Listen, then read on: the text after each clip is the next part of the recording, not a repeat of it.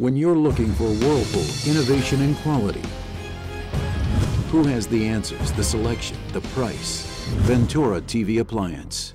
With billions in nationwide appliance buying power, more than Home Depot and Best Buy combined, we'll help you save. Our low prices on Energy Star qualified Whirlpool appliances save you energy and money and pay no interest on select models when paid in full within 12 months. Ventura TV Appliance, serving you since 1951. Hi, I'm John Mallows. Welcome to this live edition of Connect with Me on the showroom floor at Ventura TV on this day. Hey, today it's on the air, off the presses. We're talking about the coverage of the Belmont Stakes and the NBA Finals. We might even touch on Donald Sterling a little bit. Our show today with a very familiar face. 436 MeTV option 11. We're coming back in just a moment.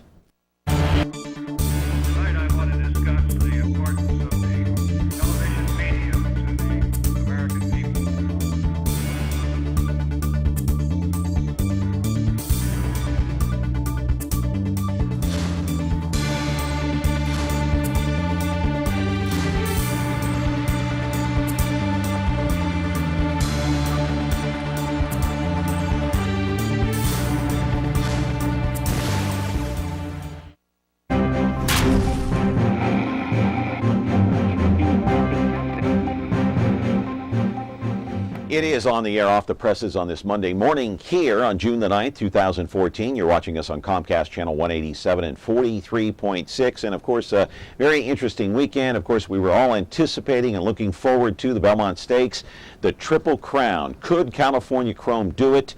Well, apparently not. Another letdown, so 36 years and counting with no Triple Crown winner. You know, it's just amazing, though. Steve Coburn, the co-owner of California Chrome, came out after the race was over and just blasted everyone. And then this morning he goes on national television and apologizes. We'll talk to our guest about that and some of the media coverage of the race. In the meantime, the final stretch of the Belmont Stakes as California Chrome came out of the gate, injured his right front foot.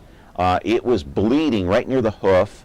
They say that's what caused him to lose the race. We don't really know at this point, but if you didn't see it, here's the final stretch and the call at the Belmont Stakes, the 146th edition. Generally, Rod is second. Totalist, California Chrome. He's on the far outside. He is 4 wide, and they're into the stretch.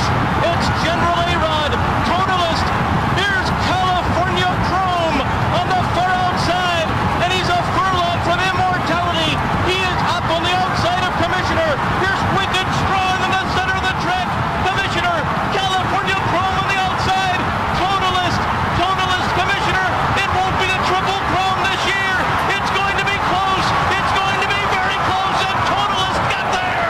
Totalist has won the Belmont Stakes. He has defeated Commissioner.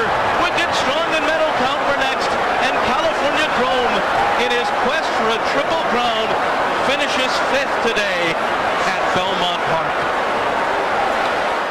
Live in our studio to talk about all this now is Dennis Hart, our media expert here on Connect with Me. And as you know, out of the 11-horse field, only 3 of those horses had run all 3 of the Triple Crown races. That would be the Kentucky Derby, the Preakness, and the Belmont Stakes. And that, my friends, is where the controversy lies. That's why Coburn went ballistic on Saturday after it was over, talking to Bob Costas. We all saw that. We're going to talk to Dennis about this. And hey, my friends, whatever happened to those Hall of Fame announcers on the big sporting events like the NBA Finals, for goodness sake? We'll talk to Dennis about that, too. Back with our phone calls from you, 436 MeTV option 11. Back in a moment. When you like Ventura TV Appliance on Facebook, it's nice. But when you love the Whirlpool appliances we deliver, it's even better. Our website is cool, and it's a good place to start. But you really should touch the merchandise before you buy. Touch the new Whirlpool Ice Collection. It offers a modern style made to create an inspiring kitchen experience. Save big on this Whirlpool Black Ice or White Ice kitchen. Come in to Ventura TV Appliance and touch the merchandise today.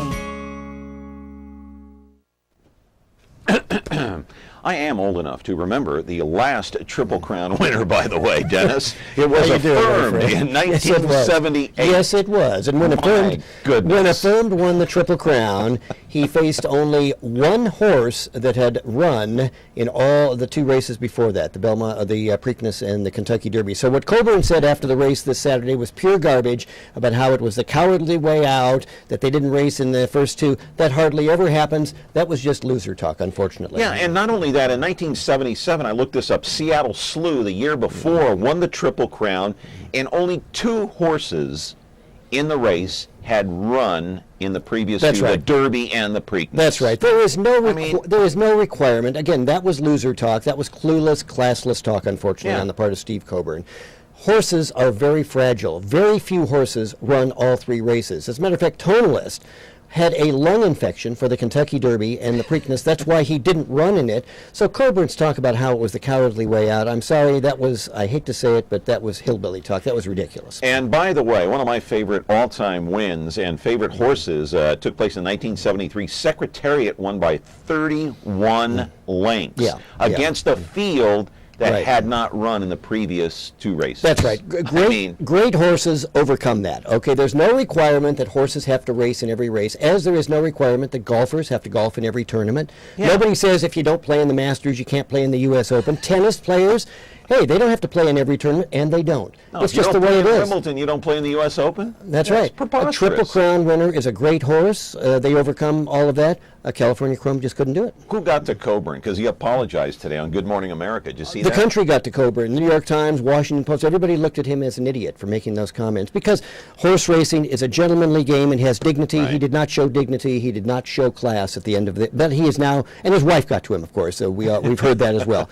No, he is apologizing. He should not have made those comments. It took away from California Chrome's accomplishments.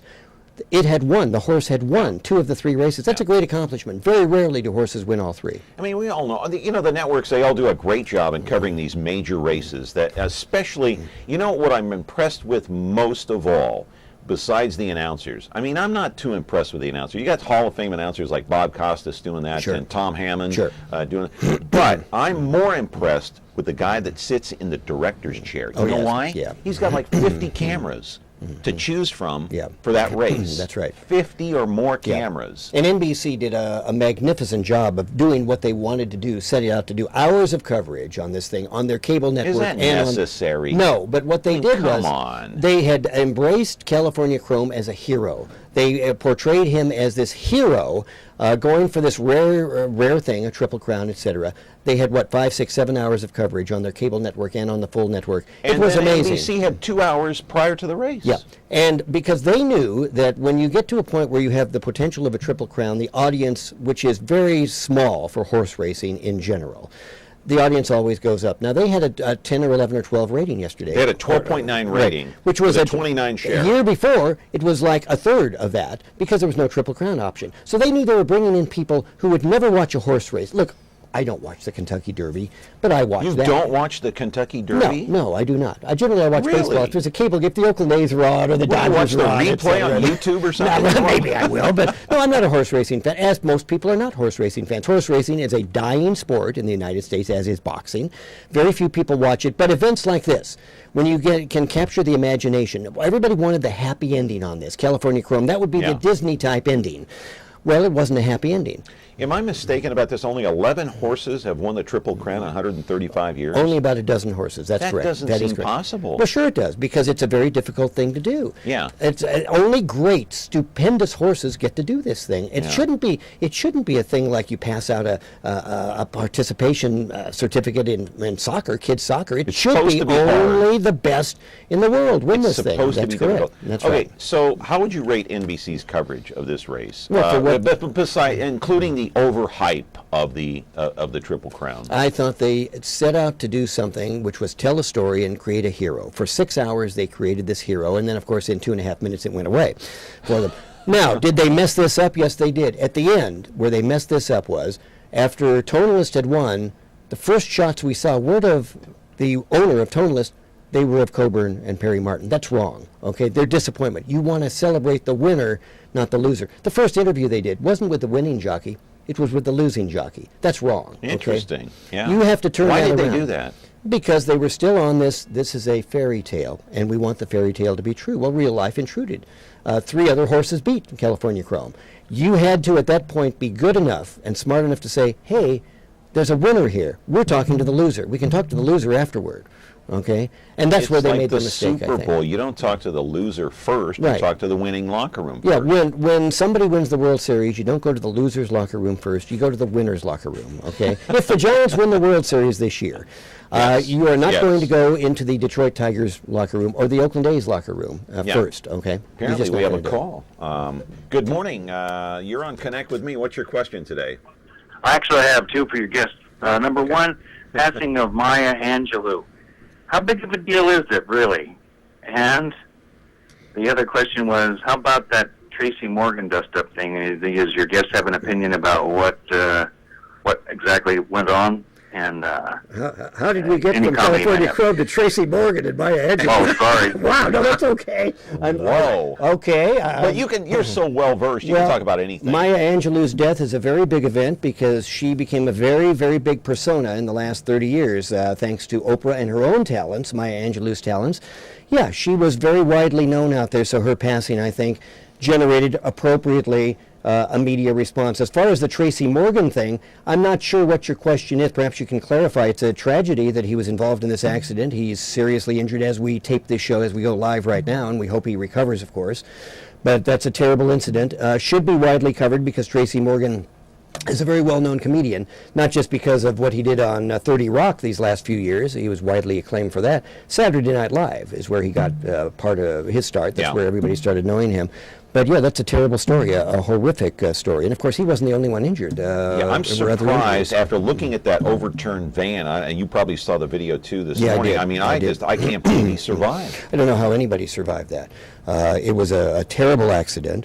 It was a Walmart tractor trailer or a van that I guess the driver fell asleep. Apparently he'd been awake for 24 hours, and it was I don't know exactly what the speed was of the crash when he hit it, but yeah, I mean, I was shocked to read that Morgan was involved. You're always shocked when a celebrity is involved in something like this because he was traveling back after a performance. He was traveling back to New York City along Highway 1 there. And we got to take a break, Dennis. And Let's we're do a it. lot more to talk about. All right. I'm fired up about the NBA playoffs. I'm ready to be fired up with you. Let's do it. I want Marv Albert. 436 MeTV option 11. Do call in. We'll tell you what that comment was all about in just a moment. Frigidaire. We introduced the first home freezer, the first pulsator agitator washer. And now we introduce the Frigidaire Orbit Clean dishwasher, designed with a unique wash arm that gives you 4 times more water coverage for a consistently better clean. Frigidaire, over 90 years of legendary innovation. See the full line of Frigidaire appliances at Ventura TV Electronics and Appliances.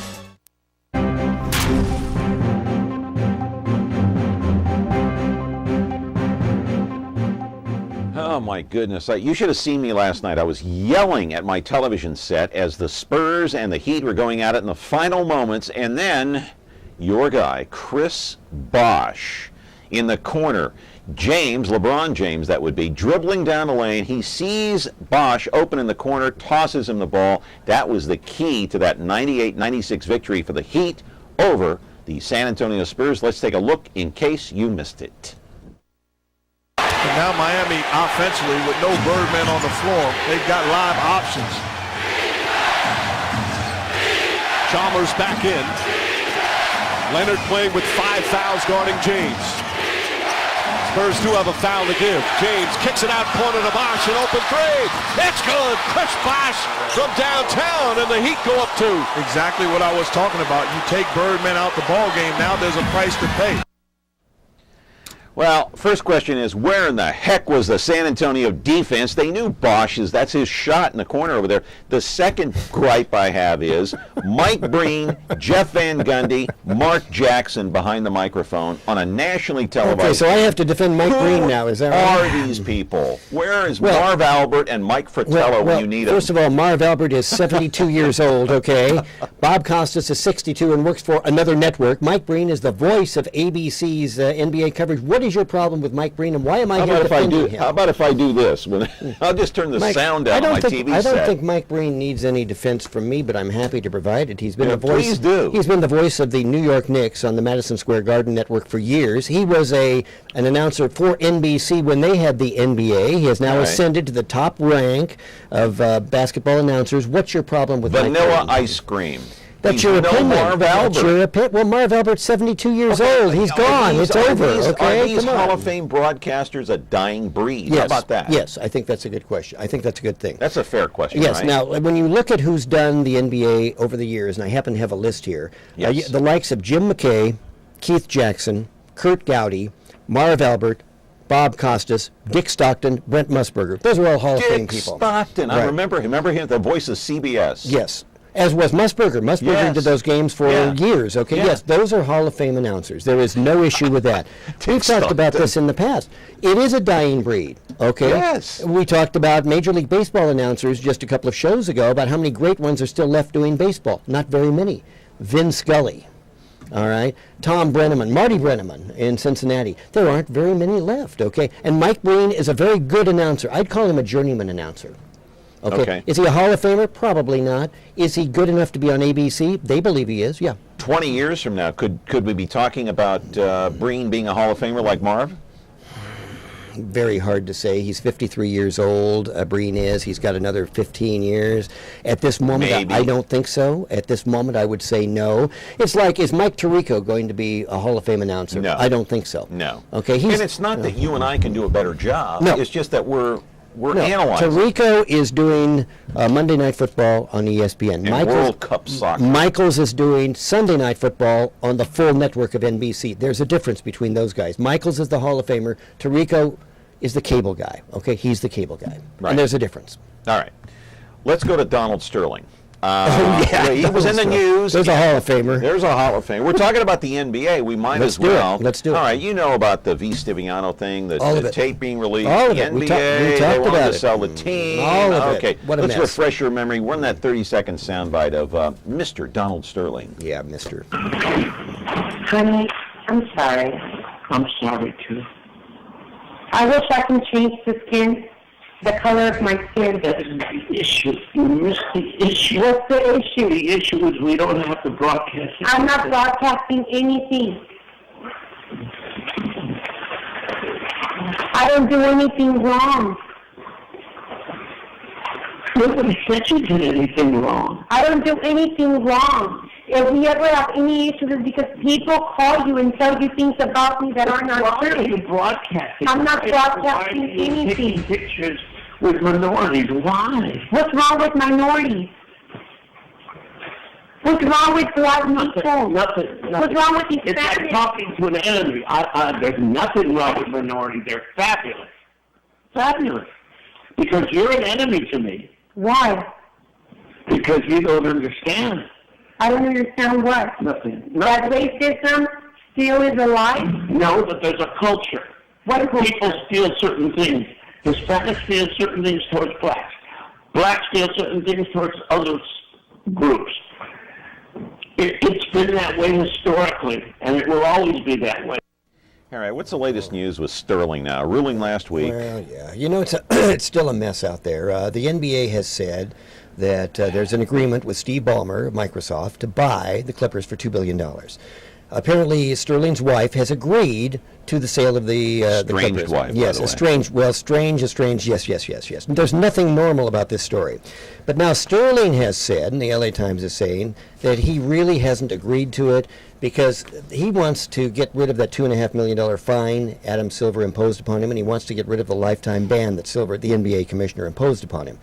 There's some question about whether Sterling has any say in this because his wife says she has control of the team now. There's some question about whether Sterling may have Alzheimer's disease and may not even know what he's talking about.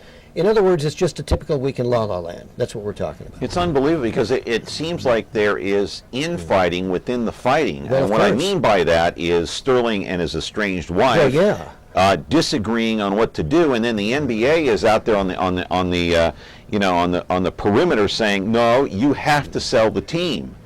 And so where this is going to end up in probably 2 or 3 court cases. Who knows? Well, here's another thing, though. The NBA says that in the agreement that Mrs. Sterling has made to sell the team, she has indemnified the league against her husband's own lawsuit, so that if he sues the NBA, which he says he's going to file. He says he's going to do it, yes. That actually he would have to pay the NBA if he won against the NBA, because Mrs. Sterling has indemnified the league against his own lawsuit. So I think there are more disagreements than we may know about Mr. and Mrs. Sterling. There should be, shouldn't there? Because how many mistresses has he had? I mean, V. Stiviano doing all this. What woman would stay with a guy like that? Who would do that? It's amazing. It's amazing. It's a great story. Time to take a break here. We're talking with Dennis Hart on the air, off the presses, 436 MeTV option 11. Call in if you're so inclined. Back in a moment. Ventura TV Appliance Center. We're the save energy, save time, save money place. The Energy Star qualified, ready, steam equipped, high efficiency Frigidaire affinity place. You heard right. Right now, save big on select Frigidaire laundry pairs and pay no interest when paid in full within 6 months. At the hometown low price, think outside the big box place. Since 1951, Ventura TV Appliance Center. We're working hard to be your place. Back here on Connect with Me, 436 MeTV option 11. Do call in, do turn down the sound. We're going to kind of change pace here a little bit, because Dennis Hart, our guest today, took a trip recently to Germany, and he went to one of those concentration camps. It's in Dachau. It's just outside of Munich, just about 9 miles northwest of Munich. And that's one of the first concentration camps during the war, during World War II. It lasted until 1945, Dennis, when the war ended. What was it like there? We have photos that you brought back. Yeah. I can't even imagine being there. It was breathtaking in all the worst ways. All the things that you think you know about concentration camps from what you've read, true and worse. It was a breathtaking experience. It took my breath away. It left me depressed. It left me angry. You have set it up very nicely. Dachau was the first concentration camp the Nazis created in Germany after they took power in 1933. It lasted until April 29, 1945, when American troops liberated it. This was not per se a death camp, though more than 30,000 people were killed or died in this camp. The Nazis differentiated between concentration camps and extermination camps. This became an extermination camp because 30,000 people died, but Auschwitz was the worst in Poland. 1 million people were killed there. 1 million Jews died in Auschwitz. You go there, and I did take some pictures, and I was not prepared for this. Though I had read about it, I had learned about it. The first picture we see, there it is. That is the entrance that you have heard about all of your life. It is, in German, that means work means freedom. It's where the prisoners were taken. That's the door they went into, and they were going to be tortured. They were going to be killed. This was a slave labor camp. Let's take the next picture, and this is the courtyard that you see as soon as you walk through that gate. This is where the Nazis would line up prisoners who had misbehaved or who were no longer capable of doing the slave labor. They would shoot them to death right in the middle of this courtyard. The building in the background is the main building in Dachau. This is where the inmates were taken. They were worked to death. They were tortured. It is now a media and center, a visitor center. Inside are many pictures, many multimedia presentations. One of the things you see right in the center of the building, it's in the shape of a horseshoe. And right in the center, they run a film several times a day. It is unstinting in its honesty. And Germany, by the way, this is a most interesting country. It's a lovely, beautiful country with this horrific past. I was surprised how beautiful it is.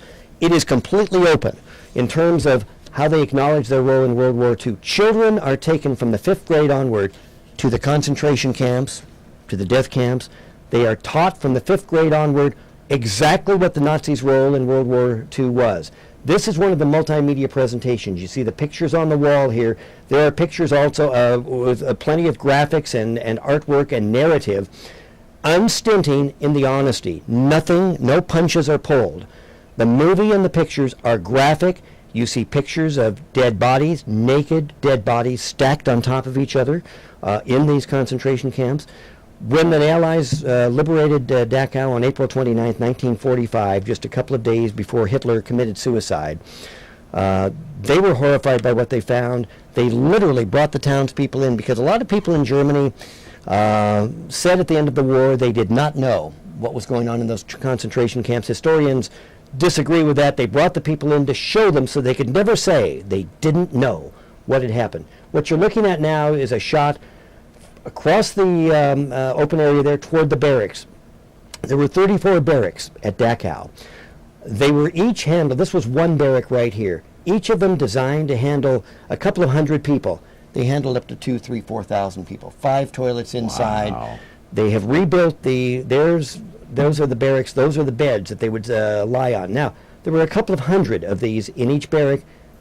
5 or 6 would go into each one of those slots, or they'd sleep on the floor. They'd have 5 toilets. They were treated horrifically. Yeah. It was as unsanitary as you could imagine. Now we're walking out. There are 2 barracks still left. The other 34 are, you can see, or the other 32, you can see their foundations off to the left there. This is the main pathway between the barracks. We're heading toward the crematorium that was at Dachau. And this was on a Saturday afternoon about 3 o'clock when I took the picture just 4 weeks ago. This is the crematorium. This is the outside. This is the one that I had hesitation about whether to go inside. I'd read about it. I had knew a lot about it. It's worse than you think. This room right here, you walk in. There were don't change the picture yet. There was one room to the other side of this where the prisoners were taken first. They were told they had to take a shower. This was the room right here where they had to disrobe and take their clothes off before they went into what they thought was going to be a shower. The next picture is going to be as horrific a picture as I could take, and I only took a couple of these. This is the shower room. You've heard about these, you've read about these. You step down into this room. On top are fake shower heads. You can see them in the ceiling. The important part of the room, of course, were the vents. That's where the Nazis pumped in Zyklon B gas, which would kill people in the room within 15 minutes. They could put 150 people in this room at a time, naked. They thought they were going to get a shower. Zyklon B was pumped in. They'd be dead within 15 minutes. They would then take their bodies out into another room and pull their teeth out if they had gold in their teeth. They wanted to retain the teeth. And let's take a look at the next picture here. And we do not have that picture. These are the actual ovens. These are the real ovens where the bodies were taken, put in the ovens, and cremated. I had tears in my eyes. Everybody who was in this room when we took these pictures had tears in their eyes. How any human beings could do what they did to these people. These were Jews, Poles, communists, socialists, anybody the Nazis didn't like. This is how they ended up.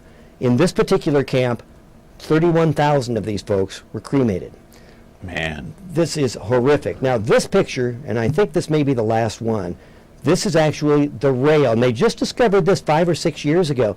This is the rail line, and this is the stop, which was under dirt for decades. This is where the prisoners were brought to their deaths. They were brought in by rail. They would walk into that gate I showed you. This was the last trip they would ever take. I can't even tell you how I felt inside that camp. It was one of the worst feelings I've ever had.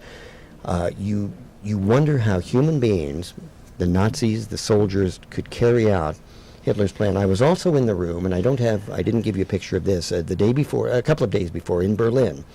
I was inside the room at the Wannsee Conference Hall, just outside Berlin, where in 1942, 15 Nazi leaders got together and signed off on the final solution, the death of 6 million Jews. You see, I was in that room, tears in my eyes, anger. You cannot imagine how bad this one was. It was an experience I needed to have, having read about it, having studied it all these years, read all the books about Nazi Germany. And they're open. To their credit, they do not hide it. They have documentation centers across the country. They're teaching their kids, so hopefully never will this happen again. Dennis, thanks. Great education. Thanks for the photos and the education on Germany. Thanks for having me here, my friend. See you next month. All right. Yeah, 1 month from today, I believe. That's going to do it for us here on Connect with Me. Thanks to Dennis Hart. We're back tomorrow with another edition of this program on Comcast at 43.6.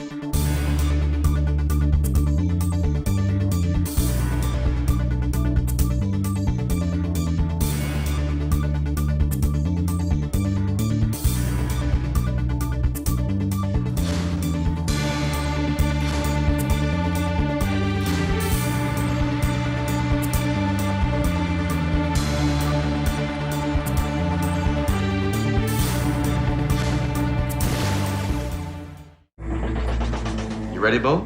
Let's go. Dr. Shields activated, Mr. Sulu. Automatic, sir. And we're pushing to the limit. Situation critical. Base of action. Can't break loose.